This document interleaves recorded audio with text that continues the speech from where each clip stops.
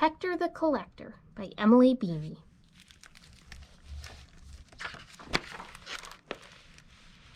It all began with an acorn.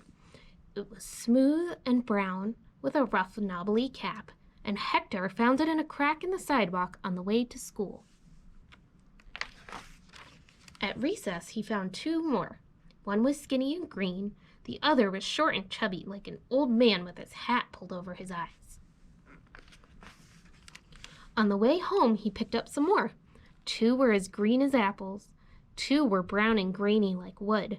One was golden and smooth like polished stone. Some were round, some were long, some were stubby. They all had rough, knobbly caps. They were all different. They were all the same. They were all beautiful. Every week there were more. Hector put them in his pockets, and when his pockets were full, he put them in his desk at school. One day after lunch, his teacher checked everyone's desk to see if they were all tidy. Everyone else had pencils and notebooks. Hector's was the only desk full of acorns. Everyone laughed. "Where are your pencils?" asked Alex. "Where are your pens?" asked Evan. "What are you doing with all those acorns?" asked Andre. "Maybe he's a squirrel," shouted Maddie. Hector was so embarrassed. But their teacher said, "Hector isn't a squirrel. He's a collector.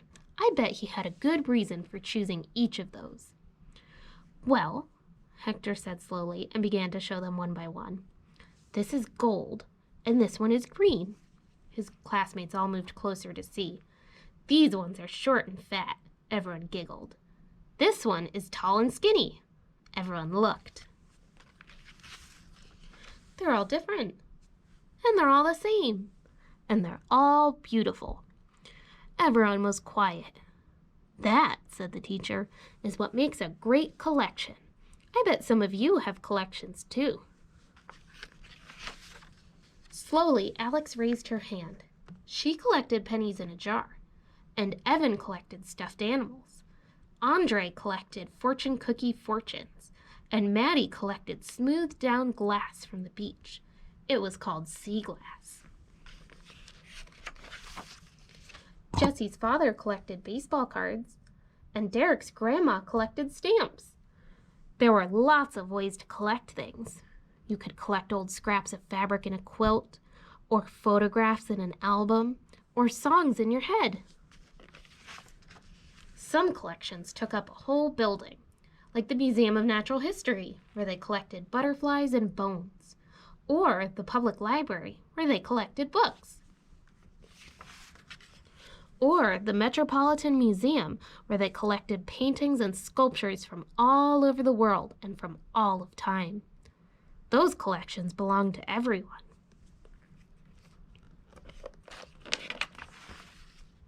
But some collections, like Hector's, belonged to just one person. Every collection was different. Every collection was the same. Every collection was beautiful.